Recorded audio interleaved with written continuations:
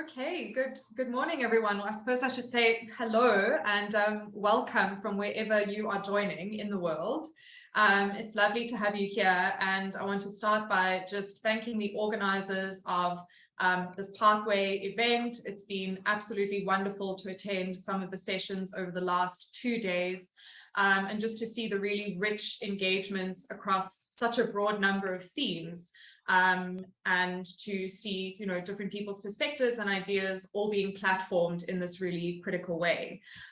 So to introduce myself then, I'm Gabriela Pinheiro.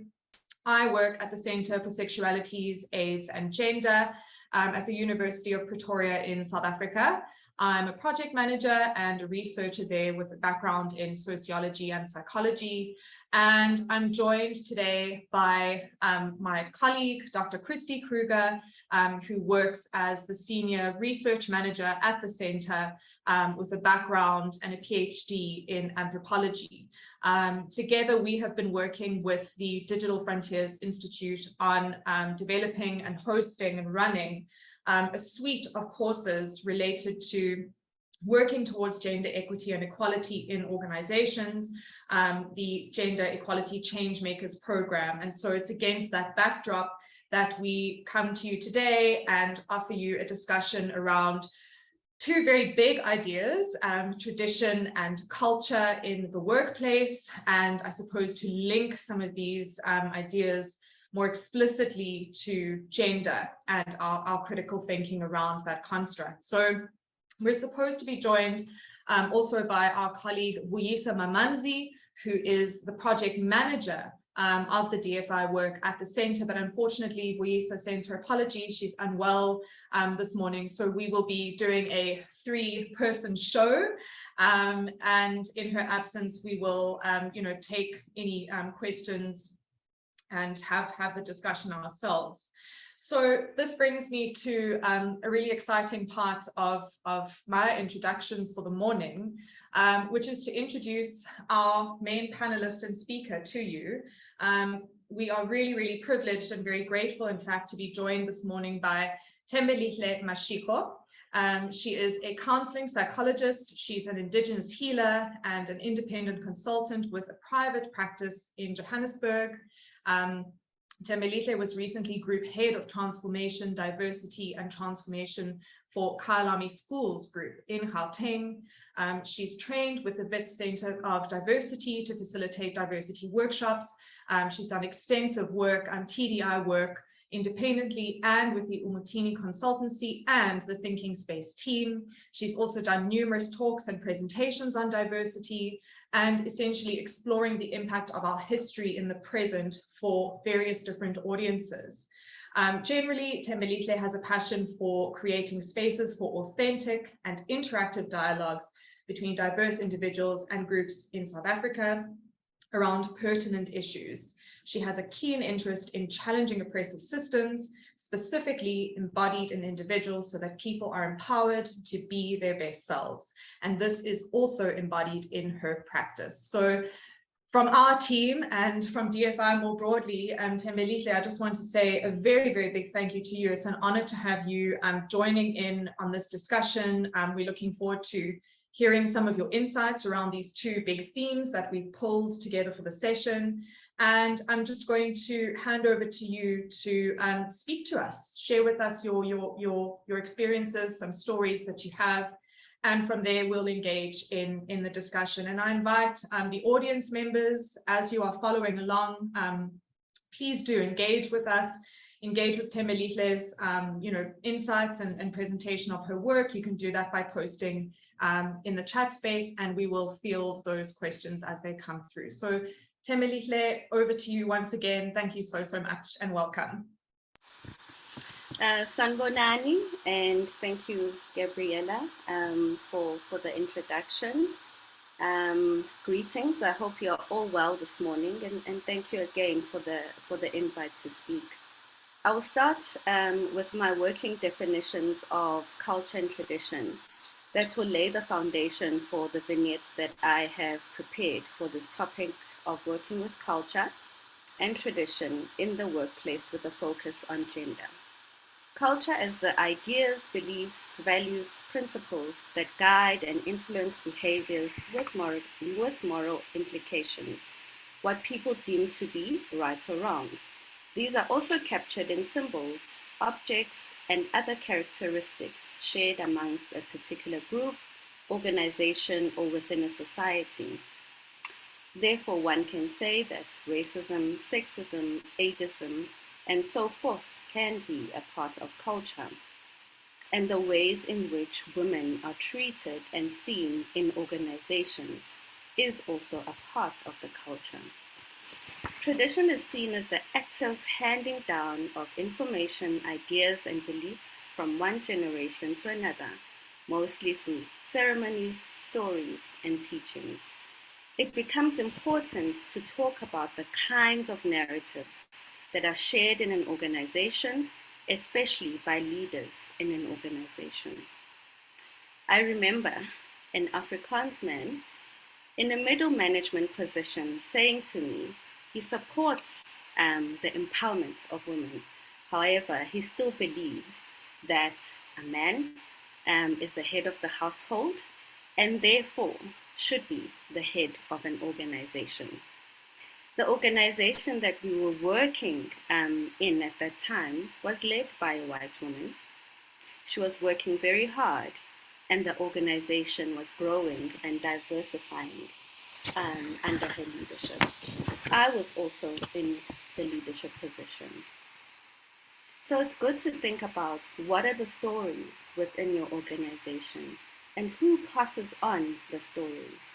Are these stories challenged? Are these stories taken for granted?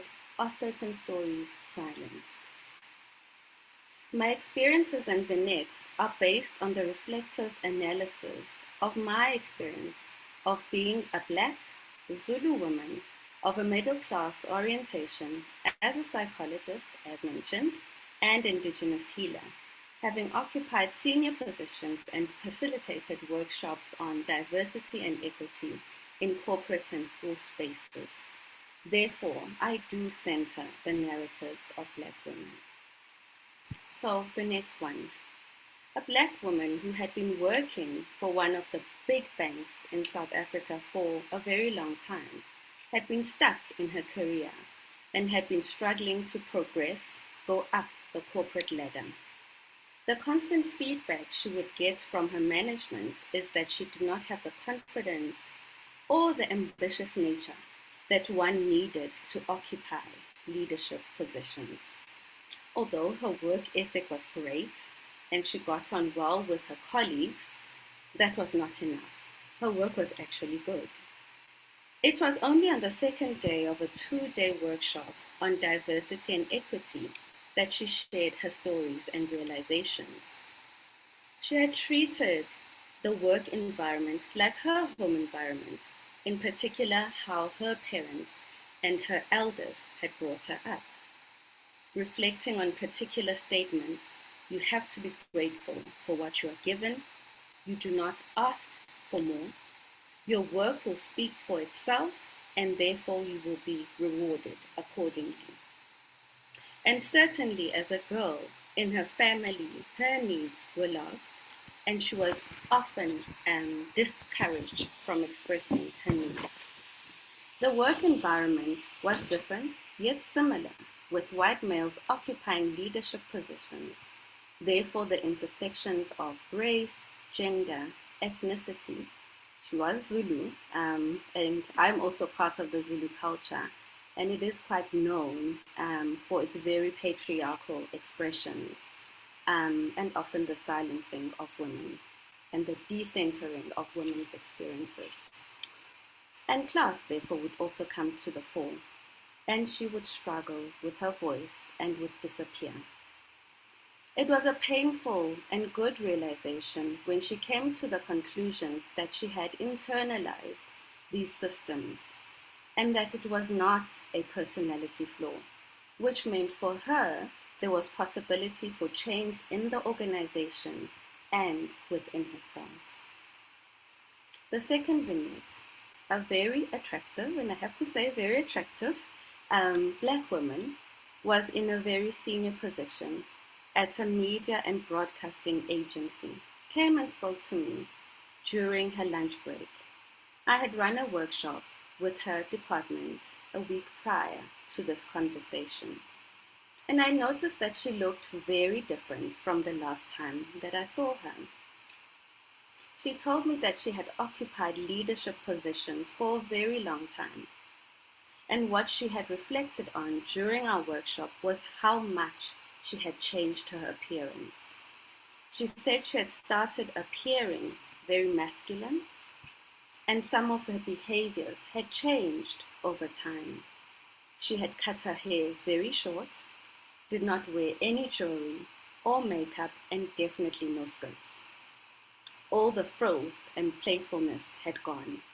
She would cut people when they were talking, and people said she was intimidating.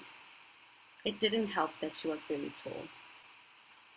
She said that she had wanted to be taken seriously as a woman, especially as a Black woman, and had consciously and sometimes unconsciously removed what she perceived as very feminine aspects of herself.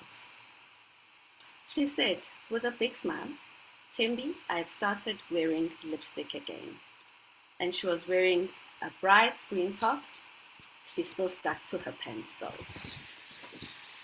One could see that she was in a journey of reclaiming, rediscovering, and redefining herself. On the Vinet 3, I had been hired to work as a diversity and equity head full-time for an organization.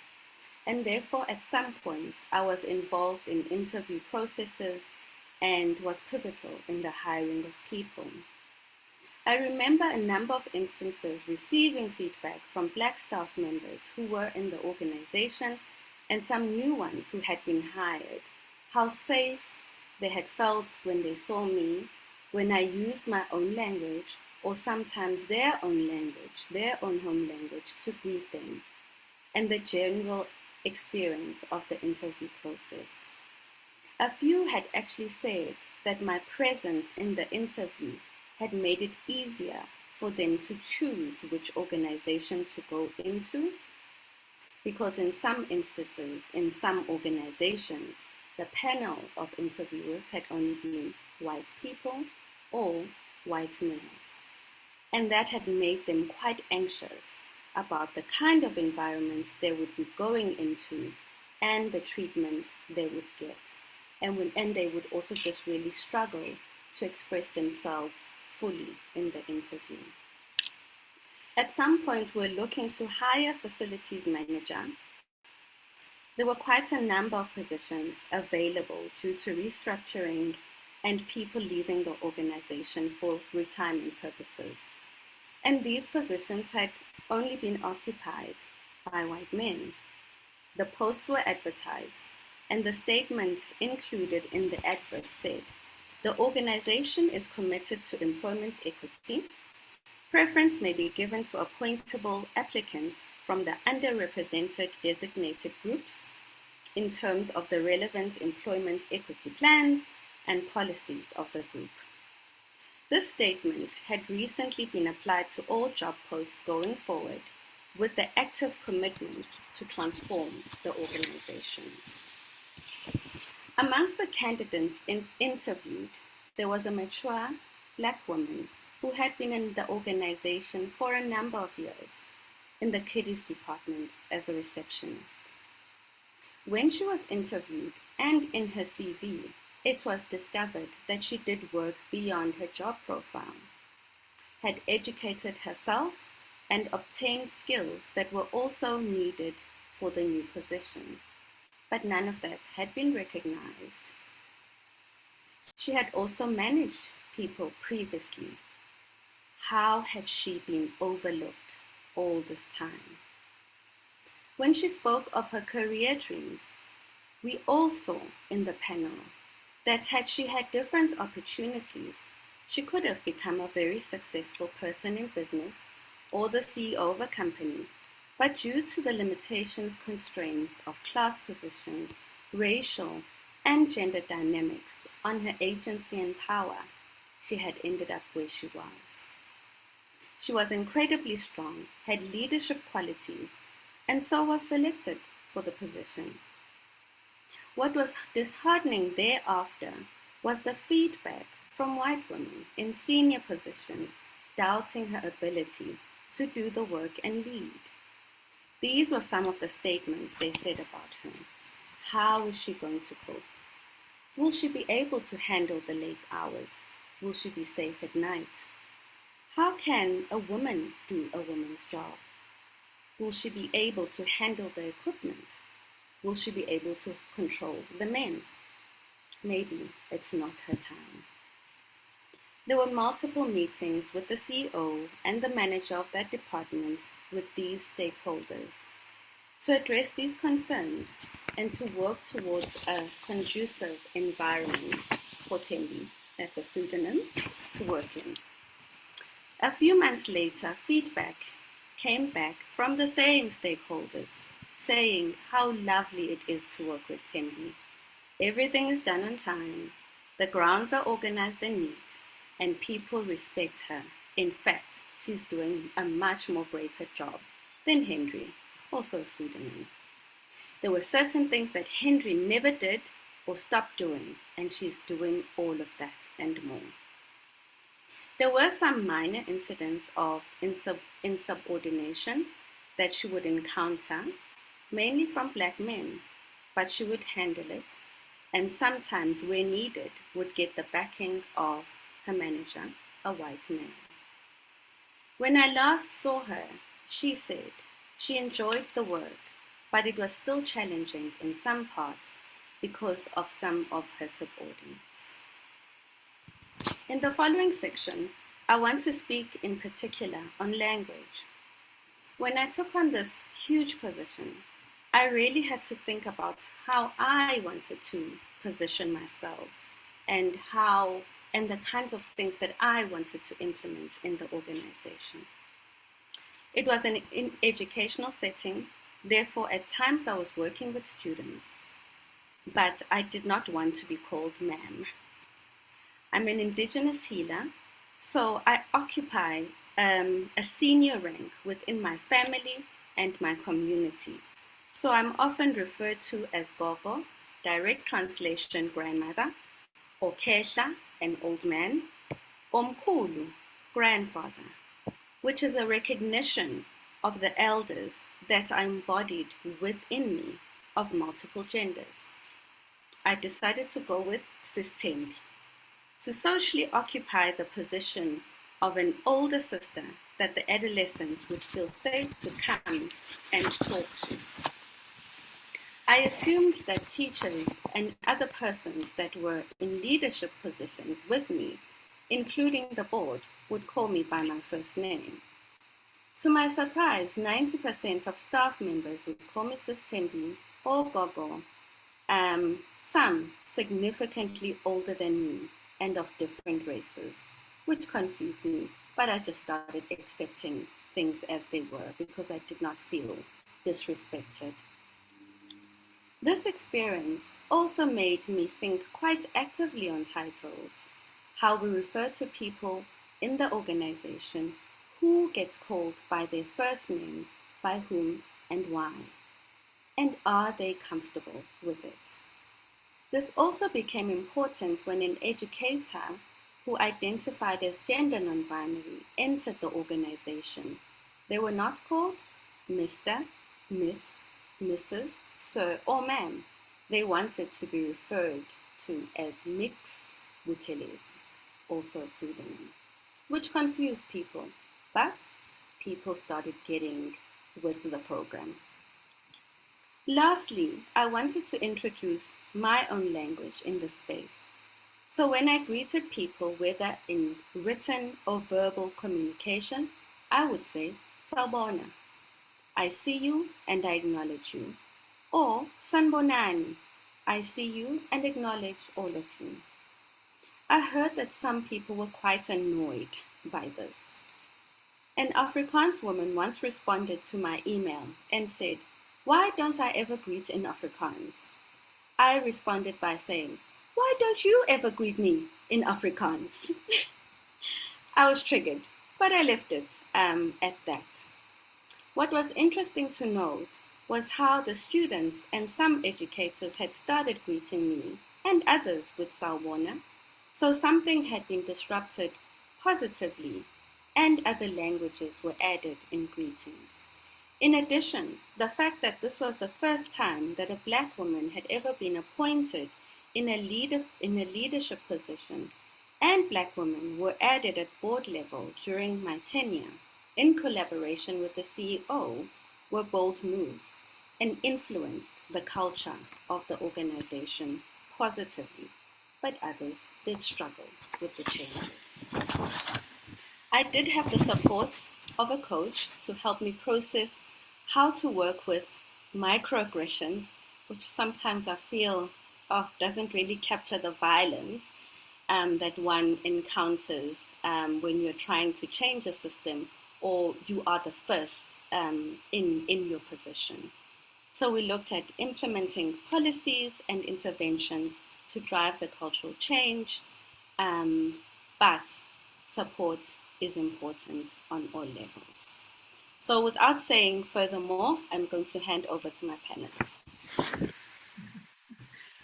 Oh, Thembelihle, thank you so much. I mean, just to say that from the moment we started talking about, the contents of the session and what we were wanting to thread through and discuss, it's just been such an exciting process working with you, and your sharing of these vignettes with us, for me, just provides such a useful and a meaningful framework for bringing to the fore these two ideas that we're problematizing, focusing on today, culture and tradition, but so beautifully anchored in our critical thinking around gender, around identities more broadly. I mean, I don't know how many times I've, written on my big sheet of paper in front of me, intersectionality, intersectional identity discrimination. So I just want to first appreciate the sharing of these stories. And I think that, you opened your sharing with us by speaking to this idea of culture and tradition as being very firmly embedded in the stories that we tell. And so I think a useful place for us to begin talking about what you shared is to think about the idea of a story. I mean, you shared these three stories from people that you've worked with, but then also some, personal and professional experiences of your own. I've got lots of questions. I want to just tack onto my focus on stories, this focus on language. And I'm going to, before I kind of hog the mic, I'm going to ask Christi if she would like to weigh in on the ways that you've spoken about language, and more specifically, perhaps, Christi, the ways in which language codifies particular stories, particular power dynamics, and identity rules in the workplace, but also outside of it. And Thembelihle, perhaps once Christi's had a go, you might want to speak about how we go about challenging or uprooting some of these subtler, more taken for granted aspects of language in workplaces. Thanks so much. Yeah, thank you so much. Like Gabby, I have so many thoughts sort of just buzzing around. And my first would be that to say, as we're speaking about culture and tradition, that the very action of storytelling, of course, is cultural, right? So the way we tell stories, what we choose to tell, that in itself is part of culture. And I think for me, especially in the workplace, something that's really interesting about language is, and this is very relevant, I think, in South Africa, where we have such a multitude of official languages, but also where the language of Afrikaans, for example, holds such potent political history in it, right? And what becomes, I think, interesting in the workplace is disrupting this status quo almost. And I think what's really interesting is unfortunately, like, who can speak and how, but also on whose shoulders it rests to disrupt.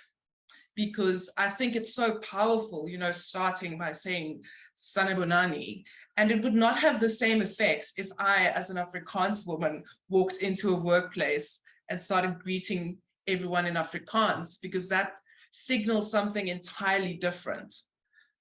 So unfortunately, it often rests on the shoulders of Black women in leadership, I think, to start these small disruptions.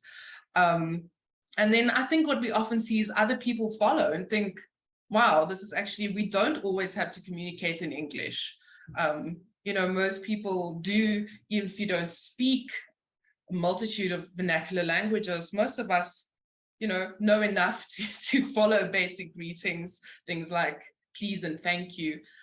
So that for me is very interesting. And but I want to go back to gender, Gabby, if you could just give me a second, because I think that is what's really important, and what I want to get to is how we perform our gender in the workplace. And I think that's really interesting. So going back to this idea of a woman choosing to perform a more masculine identity, which I should bracket and say that, of course, we need to remember that gender in itself is a construct, right? So not all women want to dress up, or doesn't want to dress up every day.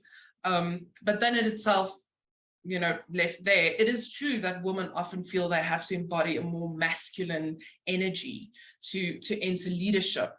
And I think what's really interesting there is the way in which people then speak as they perform more masculine or more feminine roles. I think, you know, it's well known that women will often say things in meetings like, I'm not sure if this is the correct interpretation. I'm sorry if I understood you wrong, but I just wanted to double check. Whereas as a man will often say, I think you're wrong, and this is the right answer. And so I think it's already very valuable if we just start recognizing these performances.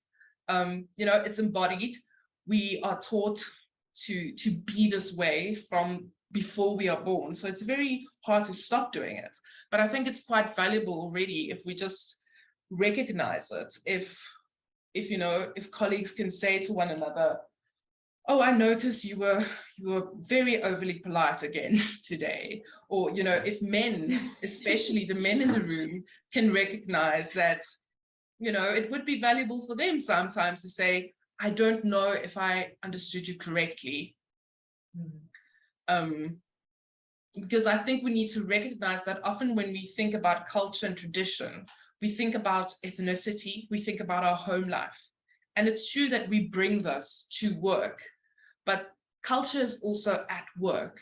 There are particular organizational cultures, and it's often those cultural repertoires that I think we don't see, because we have this idea of culture in our minds, which is it's at home, and we don't bring it to work, as though we are able to just leave part of ourselves at home every morning. So I will leave it at that. Okay. Yeah. I mean, I really agree with those thoughts, Christi. And also, you know, as I was, you know, sharing these, especially that particular vignette around how one performs gender using the aesthetics that you choose, I wanted to communicate it in a way that there are multiple ways, right, of expressing gender, and that if one chooses or is leaning towards different expressions, whether it is more masculine or more feminine, it is also okay. But also realizing what are the influences, especially the social influences and sometimes the oppressive forces that that influence one to be in a particular way. Also just thinking about the impact of disruptors in an organization. I mean, one of the key things of a disruptor is making the unconscious conscious. So the unconscious vehicles of power and symbols that are instilled in an organization, bringing that to consciousness. And then having people kind of saying, oh, I didn't realize that my language, whether it is the English, the Afrikaans language, etc., is actually at the center at all times. And therefore, what does it mean for people who are second or third language speakers of a particular language that is used in an organization? And then, so what do you do with those realizations? Sometimes when people are speaking in meetings, people might get stuck. And if there is an open environment, one could possibly even say, well, how about thinking about it or verbalizing it in your home language out loud, and then see how it can be transferred to all of us through a shared language. Because there is something that that is quite energetic and life-giving and spirit-giving about using your own home language. Sometimes even within my personal therapeutic space, clients will say, can I switch to my home language because I really feel that I can't capture my experience adequately because I'm speaking in English. And it's not at all times that I will understand what the person is saying, but there's something that is communicated between us unconsciously, and how they would then embody their feelings and their experiences, that they communicate fully how they feel and how they are processing things. So language is a very powerful tool of expression, of stating who is in power and who is not. So I found that language for me is very important. Thembelihle, you speak about, I mean, this is just so interesting to me, maybe because it's tickling my psychology side, but you speak about, and one of the things I wrote down here was this process of bringing the unconscious into consciousness. And what I'm very interested in just learning a bit more about from you is in your process, especially of working with groups and of working with groups in different organizational settings. How does one start that process? I mean, countless times in our own work with participants on these courses that we run, towards gender transformation, people will say, I've noticed these dynamics happening, which is a very important first step, right? That noticing. It signals something is uncomfortable for me, something is not right, and there's an impetus to change, to do things differently. But other times people will say, I've tried taking this forward to my manager. I've tried speaking to the colleague that I'm closest with over a cup of tea. And there's a strange kind of resistance to dealing with this taken for granted stuff. How, in your own practice, in your own work with groups, what is a starting point for doing this inner kind of deeper unconscious work with people? So I think for me on multiple levels, that there has to be the policies and structures that support the work. There have to be people in leadership that are speaking the language and actually practicing different ways of being. We had a CEO who was very intentional, consistent, and clear around his ideas of transformation, diversity, and inclusion, and I was a part of that team.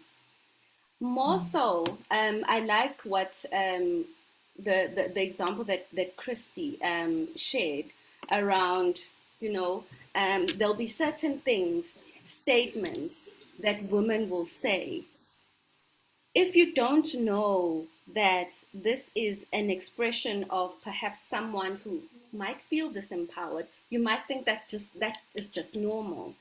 But if there is a particular language that is shared amongst the group of how we empower ourselves, then we start challenging that. Oh no, actually, why don't you just get straight to the point and don't like, I feel this way, or I think, say what you want to say. And we will receive it. Or sometimes we'll get it with men. Oh, you've disrupted me. Sorry. See, now I'm saying the sorry again. You've disrupted me. While I was thinking or while I was talking, I want to finish my point. Challenging certain ways. I remember I was in a meeting with all white men. And then one was standing up, and I'm like, no, let's sit and be at the same level and talk as equals. When you're standing up like this, there's a certain dynamic that you're putting here. And for me, it feels like you're trying to assert your power and assert your dominance. But I can only say that if I am also supported in my position and I know the language. Otherwise, it becomes harmful over time when you are the one who is doing the disrupting continually. So there have to be particular agents within the organization who are aligned and who can support each other in driving the culture and the change of an organization. It is not a one person's job, and it certainly is not a one woman's or one man's job. It is something that the whole culture and the whole organization has to embrace. Right. Yeah. So I hear you. I mean, for me, what stands out is this idea of needing quite a high degree of safety, psychological safety, emotional safety, both within a space, but then also having the necessary resources and sources of support around you to be able to, you know, begin these processes. Christi, please jump in if you want to add anything on. Yeah, I think, you know, this is such an interesting conversation. I think what I want to say is that, yes, I agree with everything. You know, you can't do it alone, because by default, you become the troublemaker. You become the one who's always making a scene, the emotional woman, etc., etc., etc. Unfortunately, for those people who are at the front of leading these disruptions, it sometimes takes one person to disrupt on their own before you get other people backing you. You know, it sometimes takes one person to say, no, I'm not going to do this. And what you will then find is other women saying, yeah, actually, I also didn't want to. I'm also just uncomfortable with this. And I want to emphasize also here the importance of men in this process. This is not a woman's issue. It's around gender because it's relational, and I think it's harmful to men as well to always have to perform this idea of, you know, the working 24/7, always on top of things, you know, stoicism. All of that is important, but it's also important to display allyship for men to disrupt. I'm thinking of, you know, in our own organization where our deputy director will often do things like wash the dishes or just make these small intentional gestures to signal being aware of gender relations and how a lot of invisible work often falls on women, because that's something that I also picked up in one of the vignettes, this idea of this woman who did all of this invisible work, which is not recognized because somehow it is expected of women to just take on all of these added tasks, and it doesn't really fall into any category. You don't necessarily get recognition for it. It's sort of just, you do it because you are there and it needs to be done. Yeah. Definitely. I do think that allies in this work are very important. And and also recognizing that if you are trying to disrupt a system and instill change, there will be resistors, and they can resist in multiple forms. And having an awareness and a sense of preparedness that that will come. However, at times, even as prepared as one can be, it can still be quite disheartening. Therefore, I find that when you have different people, whether it is the external facilitators who are coming to help with the organization, have different modes of storytelling, of disrupting the culture so that it doesn't only fall on one person. And it's not, it's not simple. I'm just also thinking about, and it's a big topic, the modes of intergenerational trauma, the traumas that we carry around race and gender. That if our ancestors, my ancestors, have continued to occupy positions of oppression, and then I get into a workplace and I encounter someone whose ancestors have continually occupied positions of dominance, there are also those particular interplays that can come through, which can be sometimes very hard to untangle, because it does take people to go to a very deep place, and sometimes those places are imbued with shame. So the work is a lot, and there's different ways of working with it within an organization, and sometimes one has to go outside to get supportive therapy, especially if there is trauma involved and certain repetitions that one finds themselves in often. Absolutely. Thank you both so much. We've got a couple of minutes left. I wanted to speak to one more thing before we close off. And Thembelihle, it's to ask you a little bit more about something you mentioned in the first vignette, was to do with the difference between taking an individualistic and in fact an internalized approach to thinking about why one might feel uncomfortable or feel oppressed in a particular work environment, as opposed to taking a more external kind of systems view. And as you're speaking about, the responsibility, the duty, the labor, very often arduous, emotional, tiring, and long and hard. You're talking about that responsibility, and often it falls on you as an individual, because you're involved in this diversity space. How does it help one to take a systems view of a situation?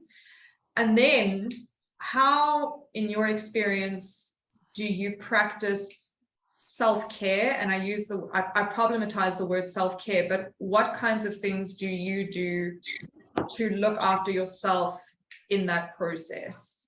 If you could speak to those two, and then I'll wrap us up. I want to keep talking, but unfortunately we'll be cut off.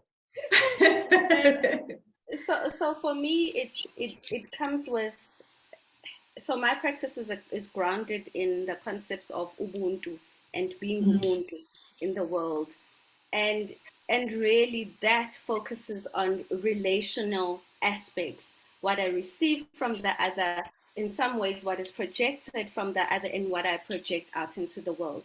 Now the problem with the ideas around an individual is that it's all about me, and therefore all of what I feel is about myself.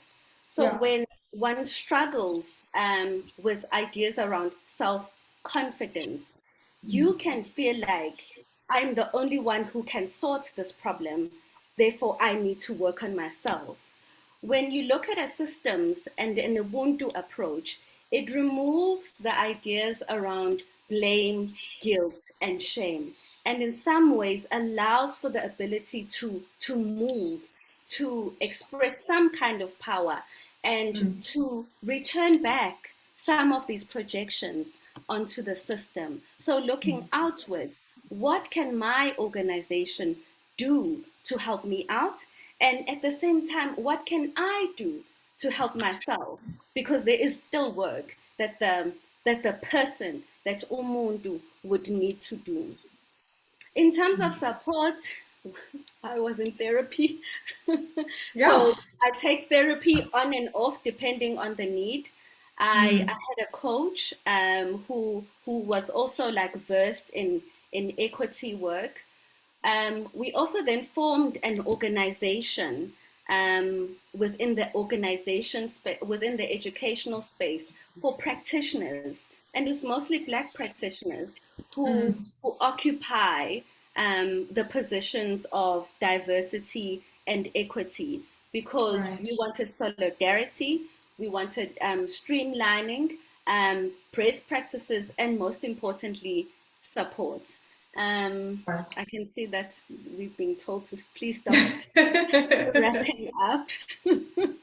But I also did watch videos and would attend conferences, hearing from multiple voices that this experience that I'm feeling is not Thembi's experience only. It is a shared experience. There's nothing as depressing and disempowering as feeling that one is alone in the struggle. Absolutely. Christi, before we start wrapping up, I'm going to give you a minute just to add on anything that you wanted to get in.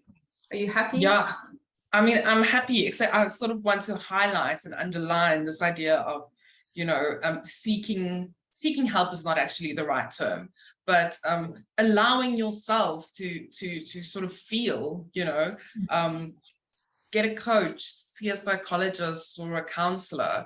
I think it's often those kinds of things, sort of mental health is shamed a lot. And I think one of the ways in which we need to disrupt is to say, look, this work is very hard, it's complex, it's layered, it is draining, and therefore it's okay and actually should be encouraged to go through the process with a psychologist if you need it, with a coach, with whatever you need to look after yourself. Yeah, 100%. I have the awful job now of having to close down our session. It sort of started to feel like we were just sharing over a cup of tea and talking about our experiences, which is ultimately, one of the most important parts of doing this work, kind of tapping into those experiences and deeper parts of ourselves, which Thembelihle, as you've highlighted, can sometimes be, you know, a major responsibility, and it's a very long and arduous process. So I suppose Christi's call to emphasize, you know, mental health and a prioritization of that, but to that also then the spiritual work, Thembelihle, that you've shared with us, you know, looking inward, but not being afraid to look outward as well, and to say, you know, what is my responsibility? What is, you know, not my responsibility? Where do I end and where does my organization begin? I think those are incredibly useful and powerful things that will stick with me, certainly, as I continue to do this work. So briefly then, I want to thank Thembelihle again for just sharing so much of your expertise and your knowledge with us, in such a generous way and such a gentle and warm way as well, just getting us to think quite deeply about this work, and for sharing those stories with us. I will take them with me, and I've learned a lot in just 45 minutes of chatting to you. So good luck with everything that you have going on moving forward, and I'm sure you'll touch the lives of many people, personally and in their professional, you know, workspaces. And Christi, to you too, thank you so much for being part of the session, for your insights as well. And thanks to the organizers of the event as well.